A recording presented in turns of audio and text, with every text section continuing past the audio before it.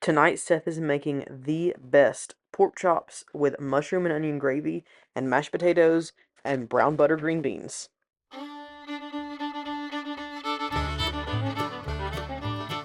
Seth decided that he wanted to cook dinner because he watched some of his friends on their YouTube channel getting to help cook and clean. So he picked out pork chops with mushroom and onion gravy and mashed potatoes. And he's never really done a lot of cooking, so I'm going to have to help him learn a lot of new skills in this video. But come along and watch one of our favorite meals. So first is kind of the workflow. We start getting our potatoes chopped so they can be boiling while we're preparing the rest of the food. And then Seth starts to chop the mushrooms for our gravy. I like to chop them in just thin bite-sized pieces so that they'll cook down and be easy to pour in the gravy, because we're going to pour the gravy over our pork chops and our mashed potatoes. So he's slicing these up. You can see he's never really used a kitchen knife before. He's used to pocket knives and axes and things like that running around outside. But you'll see he struggles a little bit, and I'm going to give him some instructions. At one point I tell him to hold the handle of the knife like a hammer, and then to push down and away from him every time he slices. And I keep giving him warnings about keeping his fingers away. This is a new knife and it's super sharp. I've cut myself twice. Just accidentally like hitting a knuckle up against the blade or something, and it sliced the skin. So here's where he starts sliding the knife, and you can see he's got a better handle on how to use that. So he's going to slice these up. After we got those mushrooms done, we need to slice our onions. I'm going to do 2 onions. I start almost every single meal that I cook with a chopped onion. And he has never chopped an onion, so we're going to go over some of the safety features of this. So the very first thing I do is cut off the stem end so that we have a flat surface. You never want to be cutting on something that is rolling around on your cutting board. And I'm explaining to him how to do all these things. So he's going to flip that over, he's going to find the root, he's going to place his knife in the center of that root, and then he's having a hard time because he's not strong enough and he's not tall enough to get any leverage. So I'm showing him how to push down and away again and slide that knife down through there. And then we're going to peel off all of the skin, and sometimes that layer underneath the skin is a little bit tough. So you have the papery skin on the outside that's dried up, and sometimes that first layer is kind of halfway where it's tough and chewy and kind of gross and you don't want to use it. And then our next knife lesson was on how to take your left hand and put your fingers down on the onion, and then roll your knuckles forward so the flat side of the blade rests up against them, and that makes sure that your fingertips are always away from the cutting edge. And he was really shocked at all the rules there were for using knives, but also how it was very safe. I mean, he's 8 years old and he chopped the onions and potatoes and mushrooms by himself.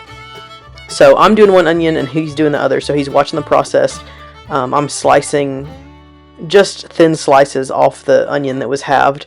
I like these bigger onions when I'm going to caramelize them and put them in a sauce, because I just think that they caramelize better that way. So we're going to work through these 2 onions.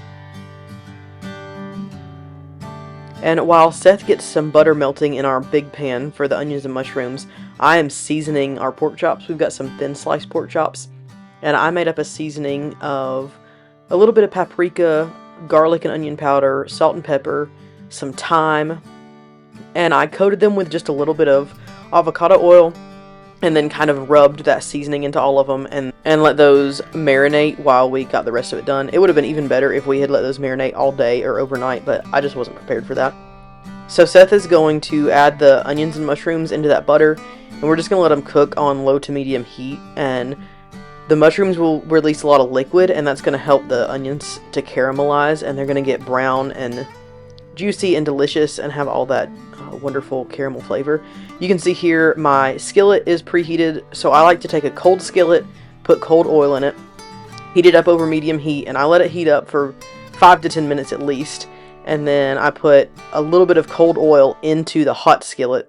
And as long as I follow that process every single time, I really don't have any problems with stuff sticking, and I really don't ever have to re-season my pans. Now, every now and then, Scott or one of the kids will get a hold of a skillet and they don't follow the process, and things will stick to it and I have to scrub it or scrape it. But when I cook, my skillets stay in really good shape and I don't have things stick to them.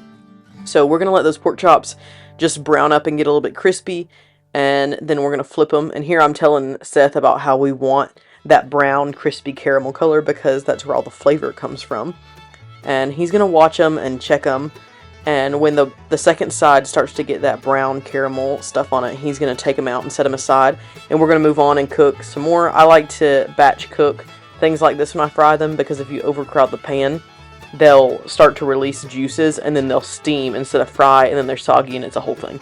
So we're just doing a few at a time so we don't overcrowd the pan and get them nice and crispy. Now Seth is going to add a little bit more butter to our mushrooms and onions because they weren't quite caramelizing like I wanted. So sometimes I need a little bit of liquid and sometimes I just need a little bit of butter.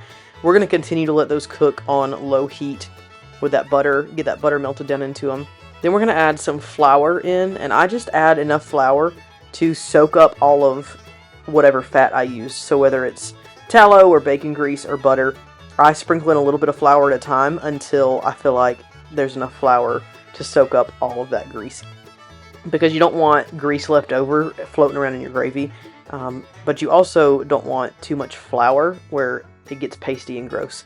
So we've got that in, we're going to mix it up, make sure all the flour is absorbed into the butter, and then we're going to let that cook for at least 5 or 10 minutes and let that flour kind of brown up and cook so that it doesn't taste like chalk. And you can smell it. Once it doesn't smell like flour anymore, then you know you're ready to add your liquid. If we had had any sort of broth, we would use that, but we were going for a creamy gravy tonight. So just a little bit at a time, we're going to add some milk. And we probably add about 1/4 cup to 1/2 cup at a time.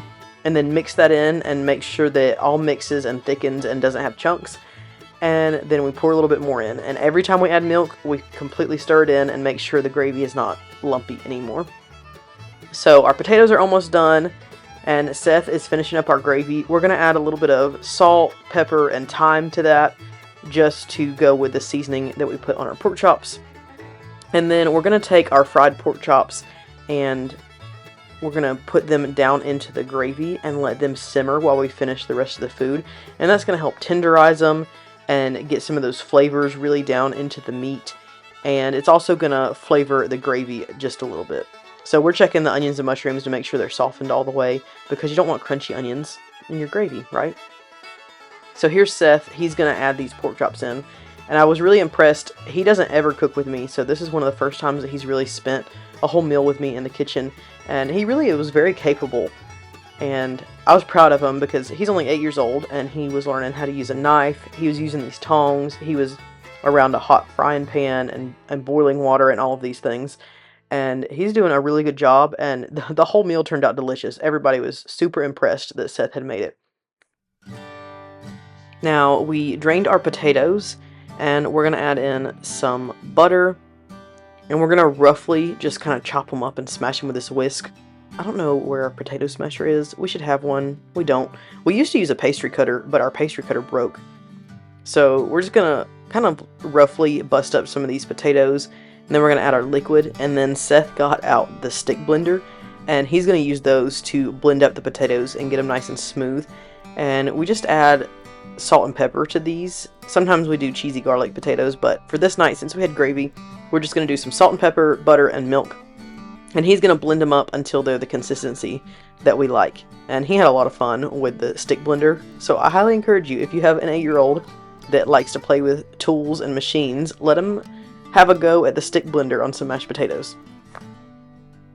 And while Seth was finishing up those potatoes, I'm going to get started on browning butter for our green beans. Browned butter is one of my favorite things to just add a lot of flavor to something really quickly. And it's just butter. That's all you need. So you just throw a stick of butter into a pan on medium heat, let it melt down, and then you just want to keep stirring. And try not to walk away too much because it'll brown really fast and you'll start to burn the chunks. But just keep it stirred. It's going to start boiling. It's going to foam up. And then you will see brown pieces start to rise in it. And you'll know that your butter's ready. Brown butter is delicious. It gets this sweet, nutty aroma.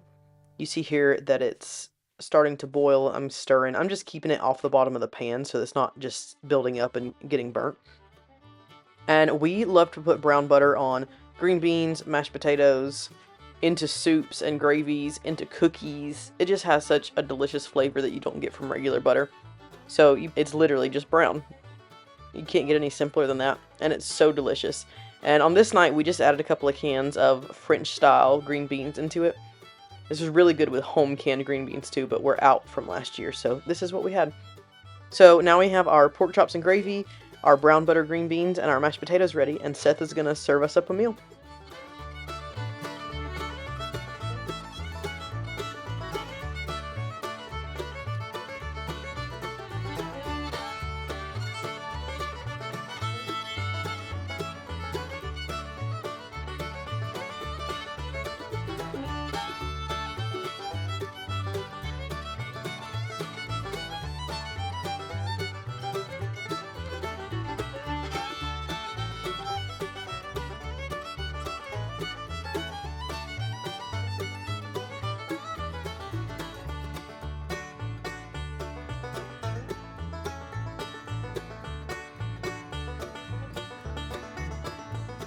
Thank you so much for joining us today while Seth cooked these pork chops and gravy.